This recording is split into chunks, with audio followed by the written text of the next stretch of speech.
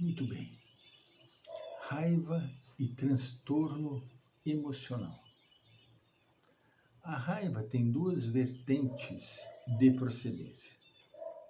A primeira, mais remota, que é a de natureza espiritual, originária em existência pregressa do espírito, quando mais soberbo e primário, impôs-se onde se encontrava, desenvolvendo sentimentos de opressão e de desrespeito aos direitos alheios, sempre desconsiderados. A segunda, de procedência atual, isto é, da existência presente, quando fatores temperamentais, educacionais, socioeconômicos empurraram a situação penosa, geradora de conflitos. No primeiro caso, existe um conflito ancestral que se encontra insto como culpa, armando-o para constante alerta em mecanismo de autodefesa. O inconsciente impõe-lhe a tese falsa de que o mundo é-lhe hostil e as pessoas encontram-se equipadas de valores para submetê-lo ao seu talante. O segundo caso origina-se uma especial disposição para a instalação do conflito de insegurança psicológica desencadeador da raiva, a insegurança. Quando ocorre qualquer fato que não é entendido de imediato, sentindo-se incapaz de autopromover-se ou acreditando-se espezinhado, o complexo de inferioridade empurra-o para as atitudes grotescas e agressivas. De bom alvitre, portanto, como terapia preventiva, manter-se o equilíbrio pessoal diante de qualquer acontecimento novo, inesperado, procurando entendê-lo antes de permanecer na defensiva, como se as demais pessoas se lhe estivessem agredindo, fossem-lhe adversárias e todo mundo se lhe opusesse. Que terrível, a pessoa fica sozinha. A pessoa não consegue se relacionar. O acumular das pequenas raivas não liberadas termina por infelicitar o indivíduo, afligindo-o emocionalmente e levando-o, especialmente, a transtornos depressivos, pela falta de objetivo existencial, por desinteresse de prosseguir na luta, fixando-se com revolta nas ocorrências que considera inditosas em relação a si mesmo.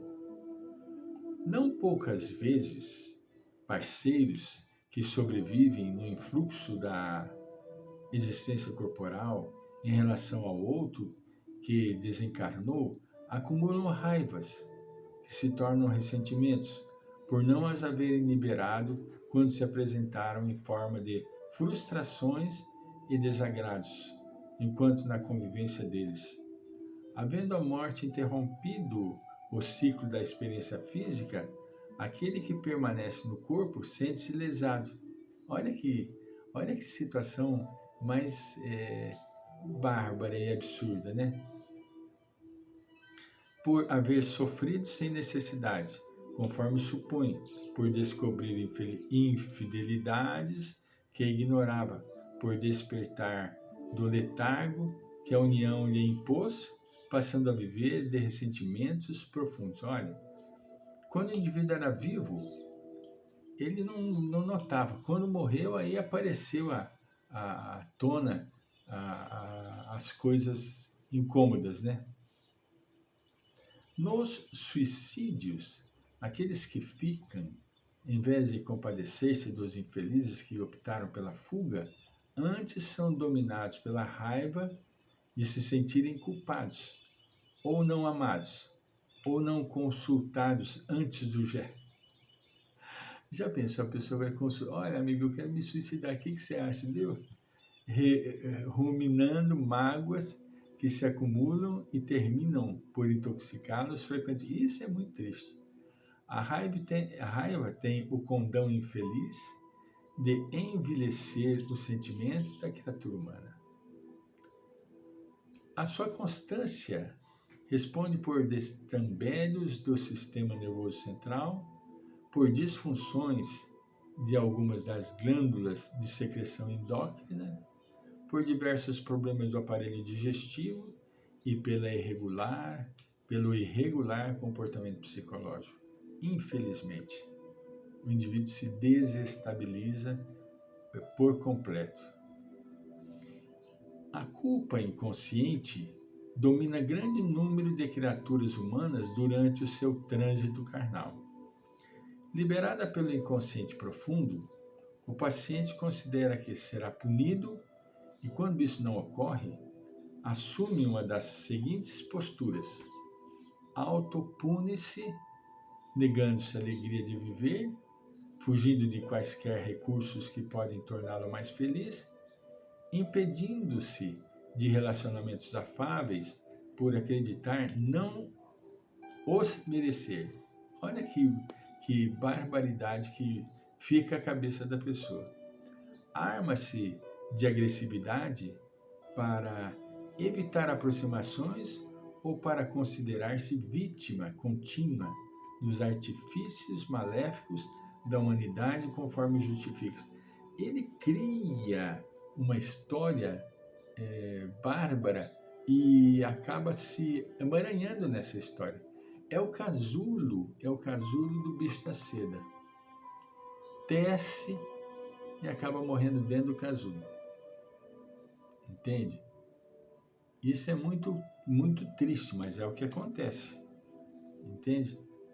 Enquanto o self não seja conscientizado da necessidade de autoconhecimento, mediante o qual ser-lhe-á possível a identificação da culpa nos seus arcanos e proponha-se a autoestima, o autorrespeito, a autoconsideração, ela vicejará cruel, disfarçada de ciúme, insegurança, autodesvalorização, de infelicidade, complexo de inferioridade, de inveja, mesquinhez do caráter, de autopunição, tormento masoquista, ensejando que a raiva seja a companheira constante do comportamento arbitrário.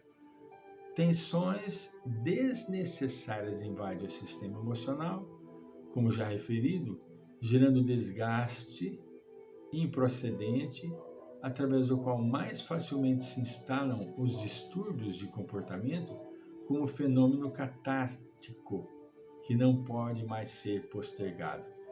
Infelizmente, o indivíduo vai acabar, por sua vez, criar uma situação em que ele sozinho e somente permanecerá. Ninguém vai querer estar junto com ele, pelo incômodo que a pessoa ocasiona para si e para os que se encontram ao seu redor. Na raiz psicológica do sentimento de raiva, existe um tipo qualquer de medo inconsciente que a desencadeia, levando o indivíduo a atacar antes de ser agredido. O indivíduo não espera nem a fala do vizinho, ele já agride, ele já ataca. Entende?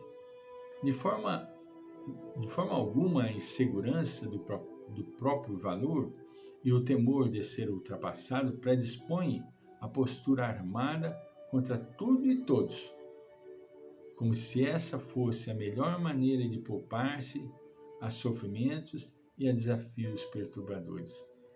Infelizmente, o indivíduo permanece sozinho.